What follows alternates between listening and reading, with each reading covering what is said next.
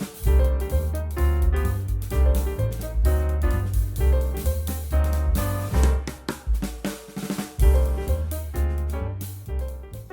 welcome back, guys. Man, it has been a long time since I made a video.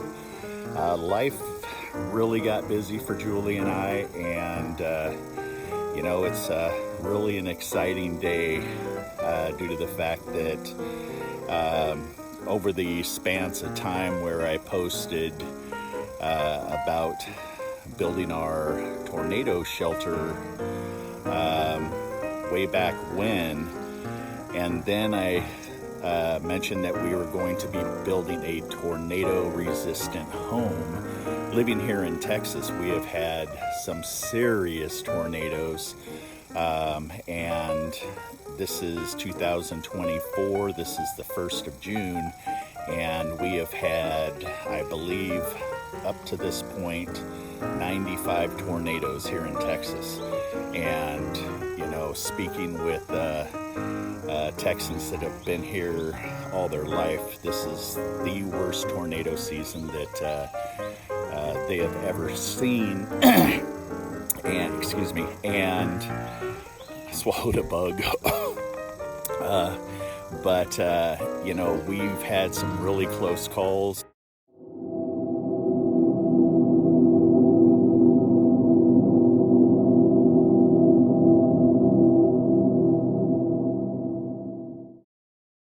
We had no intentions of living in this park model for as long as we have. We sold our diesel pusher and we moved into this due to the fact that the diesel pusher was a gorgeous motorhome, and living in it full time, it was just taking a toll on it. So we sold it, got the park model, and you know, we're just done with the tiny. You know, at first the tiny home living was really kind of cool, you know, easy to maintain. We minimized our way of life, our way of living, and you know, it was cool up to a certain point. But you know, we've got 2 large Malamutes. We have 6 cats, thanks to our daughter bringing a cat home every chance she could, and we couldn't just give them to the pound, so she moved out. She went off to medical school, and we still have the 6 cats. Daughter's out of medical school, and we're no longer having to fund that adventure, and we're now to the point to where we're gonna hopefully get our home built, and we're not gonna have to run to the shelter every single, you know, time we get a tornado warning. So here we go. Come on.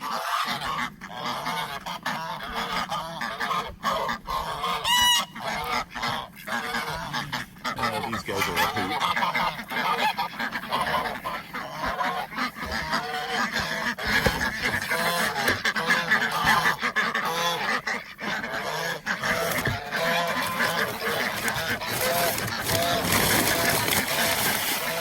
I love that horn.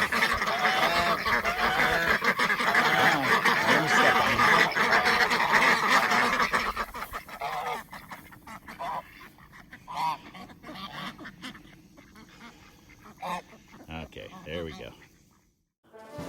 Well, here we go. This is the start of the excavation. Unfortunately, we didn't have any cameras recording. So here is the results of us leveling the ground and getting it ready to dig all the holes for the footings. We got all the footings dug, but today we are dialing them in with the transit, and we're going to get them all level. And starting tomorrow, we're going to start pouring. It's been averaging 100 degrees, and we work until about 12. If it comes in earlier, we normally work till about 11, then we pick back up around 5 or 6 when the shade ends up, sun goes behind these trees here, and then we get shade. Heat's still here, but at least we're not being toasted by the radiation. It's a couple days since my last recording, and every day's been 100 plus. and concrete's been running from us 105-degree weather. It's been going really slow. It takes 5 bags per footing, and takes about, to mix it with the mixer and screed it and set the rebar,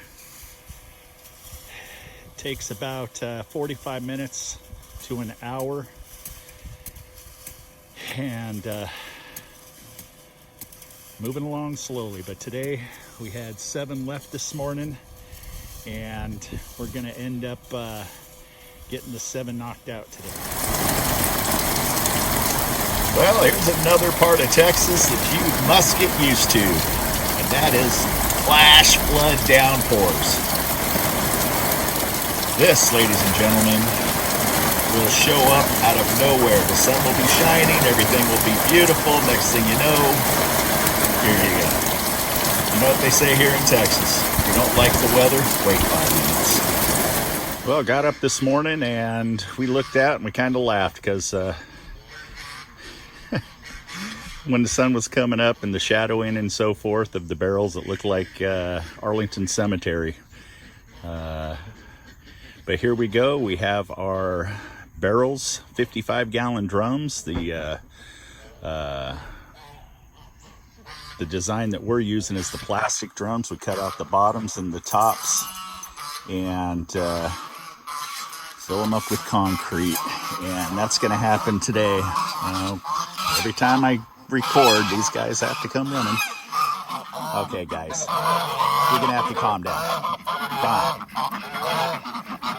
Hey, you can't park there. Hey. Hold on a second. What we've been doing is keeping an eye out on Marketplace and Craigslist and so forth. And every time we see something that can work in our house, we go and get it. So far we picked up windows. We're talking, big windows, double pane, and as cheap as $25 a piece, 4-foot size windows, 55-gallon drums. We saved money there. These were like $5 a piece compared to the sonotubes over here, which are $100 a tube, which is just ridiculous. I mean, literally $400 sitting right there. And I ended up purchasing 18 drums. Didn't have to use 18, bought a couple extra for other projects. We ended up getting these for $100. So that's the reason why we went this way. And yes, we are going to end up putting more concrete into them, but I really wanted it that way due to the fact that with all the weight and so forth, I just wanted heavier footings underneath the home. So here's our water well being dug. Another step to self-sufficiency.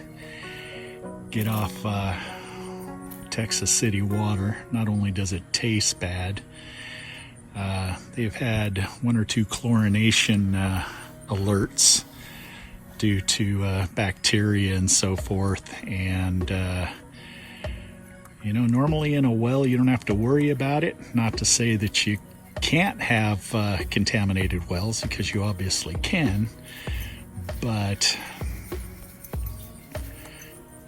if you want to go self-sufficient, this is the way to go. Get yourself a well, solar system, get off the grid.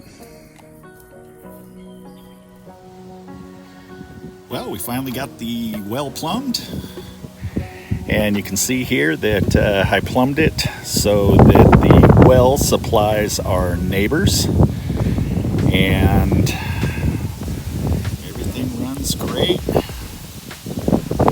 We have oversized plumbing pipe. We get a lot of volume. I shot it out of a 2-inch pipe, about 30 feet. I mean, this is a 3-horsepower pump, and this is going to get the job done. One thing that we did experience is when you first drill a well, at least here in Texas. We didn't have this problem in Oregon, but you get a sulfur smell. And hopefully that sulfur smell will clear out. Other than that, we're sitting at about 40 gallons a minute. Concrete guys are showing up in order to do the job that I was supposed to do, but I threw my back out. Turned 60 a week or so ago, and I don't know, turning 60 must have made me age or weaken my back or something to that effect, because I just don't have the strength. All I did was just bent over to look underneath my truck. I stood up and whammo.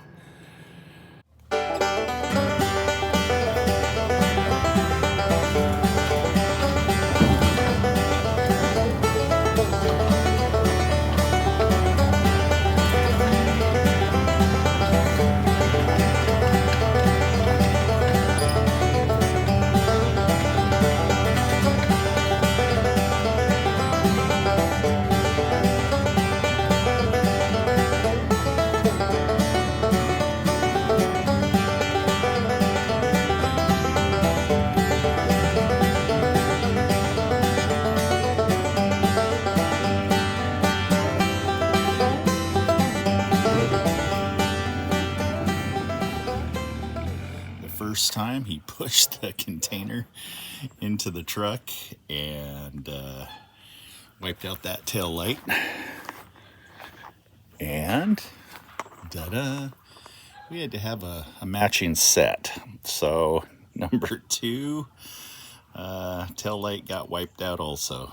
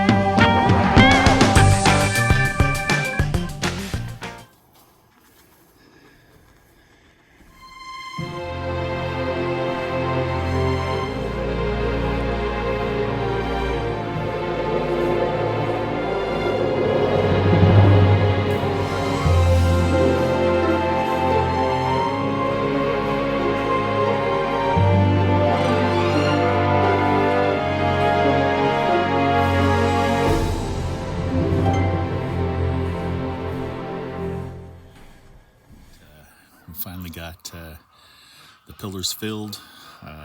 We're just finishing, kind of leveling everything out around the pillars, and we still have to cut our barrels down and then weld our plates to the rebar. How we're getting it done, as you can see, there's the metal plate sunk down into the rebar, but we are actually welding the rebar to the plate, and that should give us a great foundational support.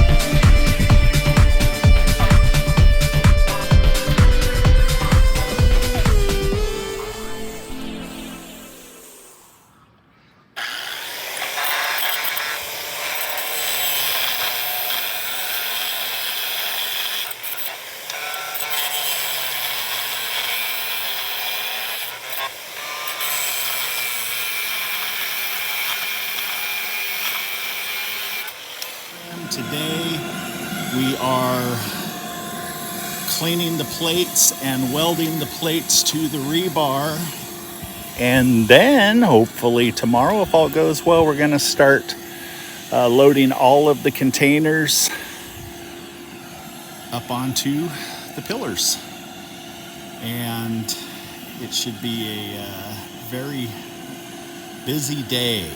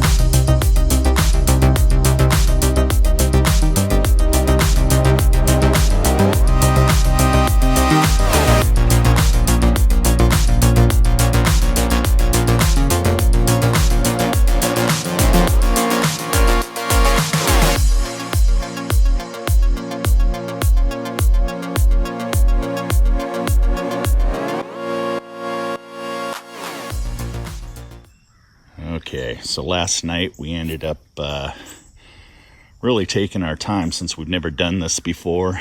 I've never driven a Skytrax. Skytrax, not hard to drive. It's just that when you have to finesse something into perfect position, then it really makes it difficult. Skytrax have the ability to turn all four wheels certain directions when you end up hitting this button or that button in order to adjust things. I haven't learned all that yet to where, getting four wheels to operate how exactly runs. So this morning, we're just going to dial everything in and make sure that everything is square. I mean, it's pretty close to being square right now, but my ADD doesn't say that it's perfect yet, which it's not. Unfortunately, we're supposed to have up to 20-mile-an-hour gusts, and let me tell you something. When you only have a 5-foot spread on your forks on a 40-foot container, it's really tippy. It wants to tip back and forth, and it'll actually fall over. I'm not sure if it's still too dark or not, but underneath you have ribs. Okay, and these ribs, if they're bent at all, then it will affect how it's going to set on the pillars. And, it's kind of one of those things that you have to inspect it after it's up in the air. I have seen on a couple of videos that the bottom was kind of mangled, and it affects how they sit, which obviously is something that you want to take seriously, because no matter how perfect your pillars are, it can mess up how it sits. So we're going to end up putting a 6-foot level on this thing, make sure that it's square, and then we're just going to run off of that for the other 4. Underneath here, you can see how there's nothing solid for the forks. So the forks actually go up into a hollow cavity, and that just kind of makes everything that much more tippy. So you can see that it sits on the fork there, but then the forks go up underneath. That's the reason why you have to have chains and straps, especially if you get any wind. You're gonna have to keep this thing stable from tipping off.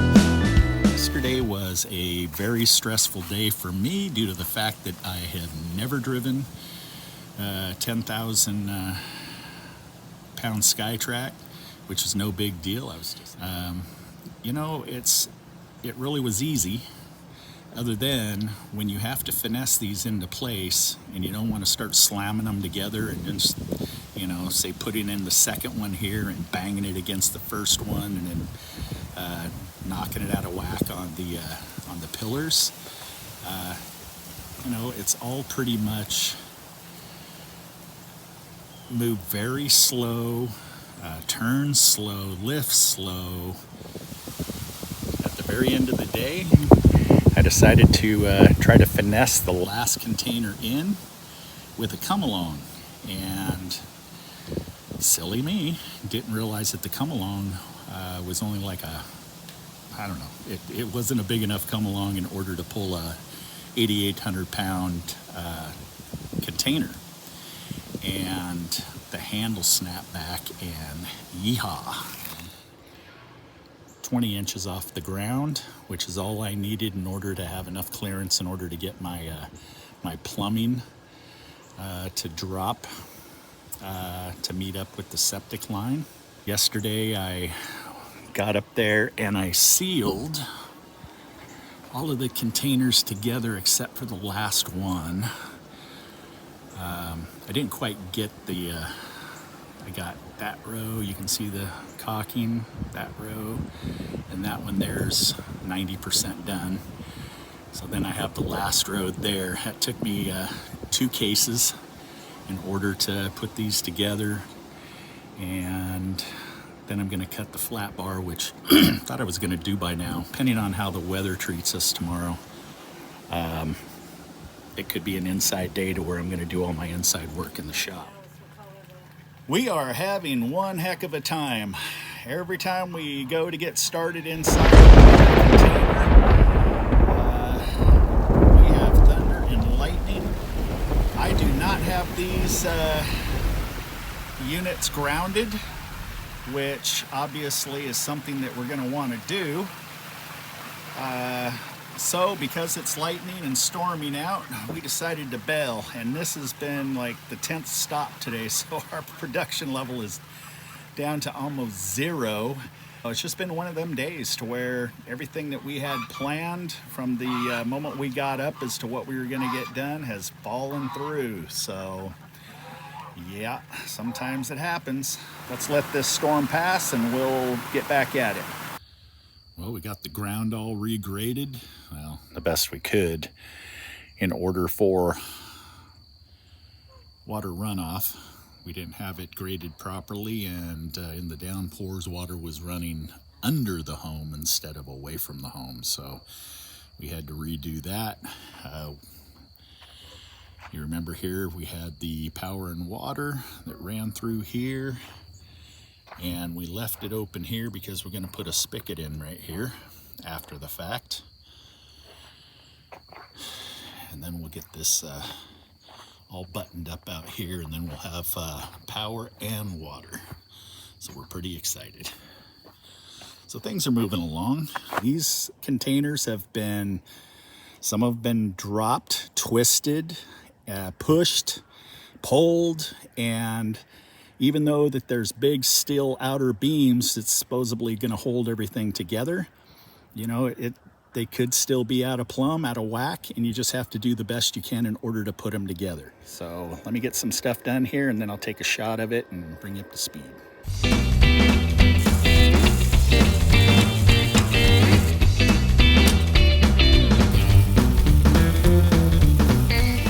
So there's my first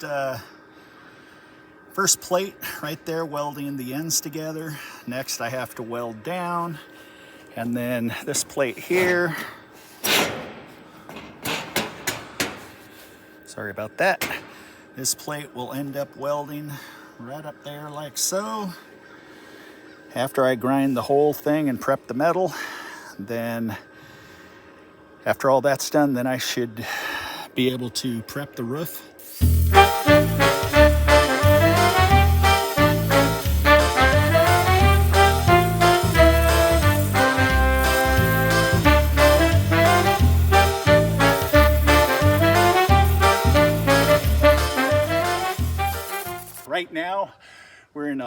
clear pattern with blue sky above. So there you go.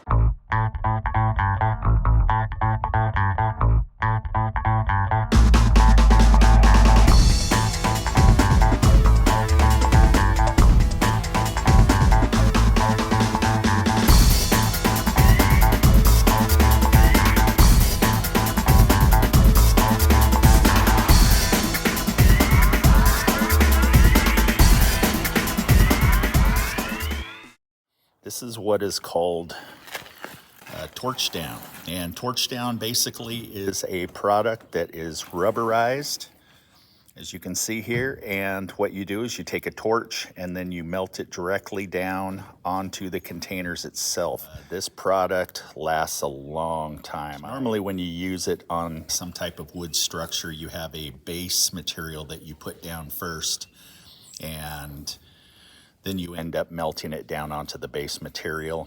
But in this situation with the containers, we're melting it directly to the metal, and just, I couldn't ask for a better watertight seal. Let me show you.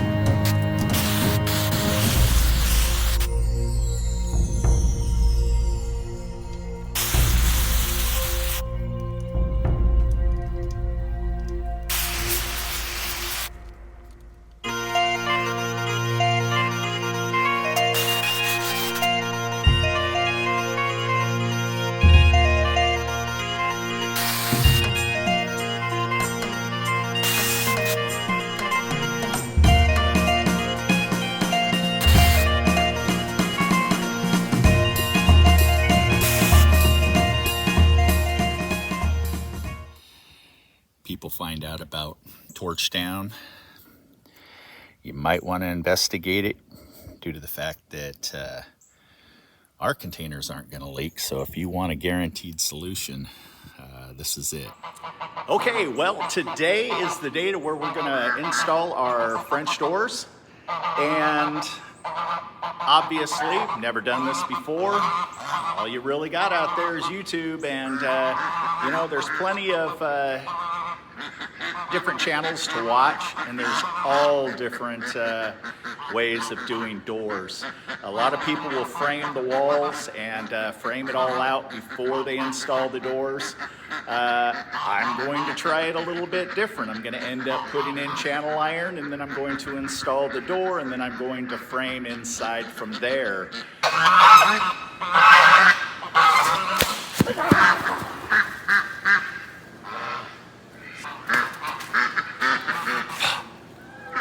I didn't want the geese. My wife had to have them. Went into Tractor Supply, seen baby geese and ducks. Next thing you know, we got 15 geese and ducks. Love my wife, but sometimes, you know, need to learn to make better decisions. And I've been falling behind a little bit due to the fact that I plan on doing stuff on the exterior, and the weather turns out to be poor, so I have to change my game plan up. And so in changing my game plan, I have to spend an hour or two and figure what I'm going to do next in order to utilize the time that I have. So let's get right to it. I apologize for talking so much, but I do realize that, at least for me, when I'm watching other channels in building these containers, I like the instruction, because obviously that's what everybody watches these for. You know, I've got friends and family that watches it just for entertainment purposes with no intentions of building a container home. But I would probably say the majority of people that watch these container home videos are interested parties that maybe one day wants to build and live in one themselves. There's going to be some stuff on this shipping container you've never seen before. So I'm going to be in my metal shop, doing a bunch of stuff, and you're going to see what I'm talking about. Let's get busy. I'm going to get the French doors. As you can see here, I've got it all taped out. I'm going to cut it out, and Julie is, let me turn, finishing stripping the doors. And then we're going to paint them so they're looking like brand new. Remember, these are $100 French doors. You know, all we have to do is put a little labor into it. Julie loves doing this stuff, so this is her forte. So she's going to make them look beautiful. Let's move forward.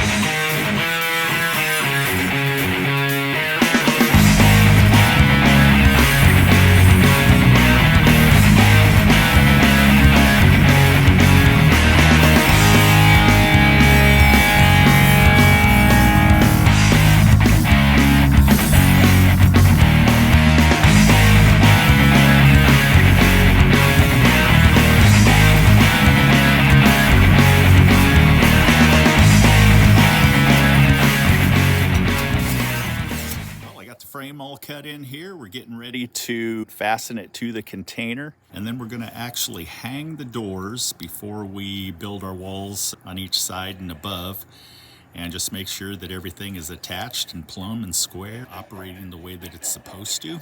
Let's see if we can get this door pretty much done today. Get her done.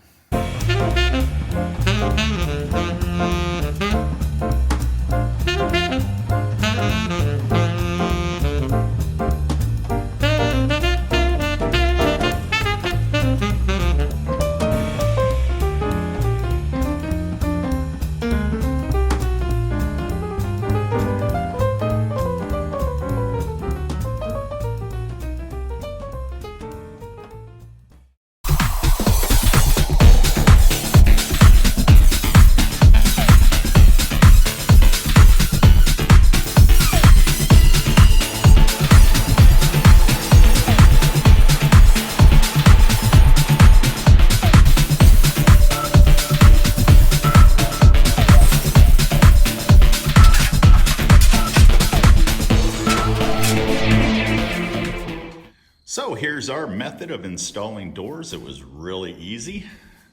The hardest part was the trying to figure out how to do it. Since it was the first time, once we got busy, it was done in no time. So there's our 2-inch angle iron, and we went ahead and we mounted it right to the door. No walls. A lot of people like to do their walls and then they install their doors. We're actually going to do that for the windows that are going to be installed in here, but I did want to show you here really quick what we do with our doors. So we attach the 2-inch angle iron onto the door framework, and then we go ahead and we silicone the angle iron to the container, screw it all together. Here's the completed door. Got the weather tape all on. This forever tape is incredible. This stuff here, when you put it on, it is not going to leak, especially when you end up sealing both sides.